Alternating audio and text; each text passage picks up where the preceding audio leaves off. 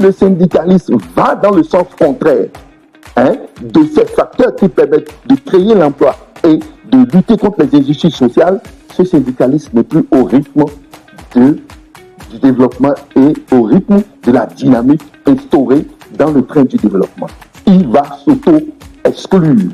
Donc, il ne s'agit plus aujourd'hui d'injurier, de contrarier, de montrer que nous sommes contre un pouvoir. Cette manière de défendre l'emploi est dépassée et n'a plus sa place dans le train du développement. Donc, le syndicalisme, la société civile doivent subir une mutation, une profonde réforme en leur sein pour pouvoir se mettre au rythme du développement, ce que nous avons instauré.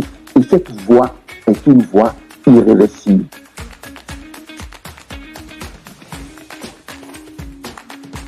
Le grand alignement. Alors, dans ce système, dans ce nouveau système, quel doit être le rôle des syndicats, de la société civile et des autres composantes de la nation?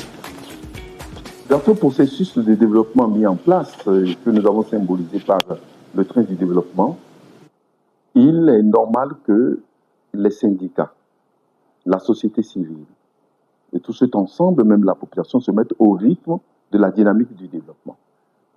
Les partis politiques ont eu déjà leur part de réforme et se sont mis au rythme du développement.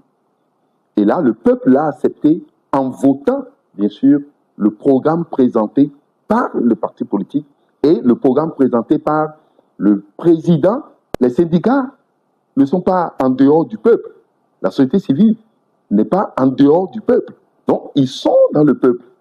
Et ce qui importe ici dans notre programme et le programme du nouveau président, c'est quoi? C'est la création de l'emploi. La prospérité partagée est justifiée juste par la création de l'emploi. Et pour que nous créions l'emploi, nous avons vu qu'on a besoin d'un environnement favorable. Et cet environnement favorable doit être fondé sur l'élément capital qu'on appelle la confiance. Et cette confiance, on ne peut que l'avoir si nous sommes dans une stabilité politique, si nous sommes avec des institutions fortes, si nous sommes avec une justice qui permet bien sûr à tous ceux qui se sentent lésés d'avoir la possibilité d'aller se plaindre et qu'il y ait justice et que cette justice soit rendue selon les normes de la République.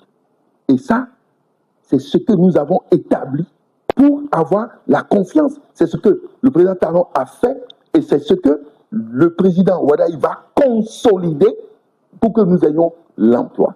L'emploi, c'est ça qui justifie le syndicalisme.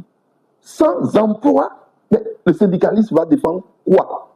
Donc, nous sommes dans la logique d'une création permanente de l'emploi. Donc, il y aura une création d'emplois dans tous les domaines en ce qui concerne, bien sûr, les jeunes, les femmes, etc., les différentes couches, pour réduire et éliminer ce que nous appelons les injustices sociales. Et le candidat était clair. Il faut commencer par finir d'abord avec l'extrême pauvreté. Donc, la vision du candidat va dans le sens, bien sûr, de l'élimination des injustices sociales à travers le plein emploi pour le pays. Le syndicalisme aujourd'hui ne peut que rester dans la logique des facteurs qui permettent de créer l'emploi, c'est-à-dire les facteurs de stabilité, les facteurs de croissance, les facteurs de sécurité dans notre pays. Donc, si le syndicalisme va dans le sens contraire de ces facteurs qui permettent de créer l'emploi et de lutter contre les injustices sociales, ce syndicalisme n'est plus au rythme du développement et au rythme de la dynamique instaurée dans le train du développement. Il va s'auto-exclure.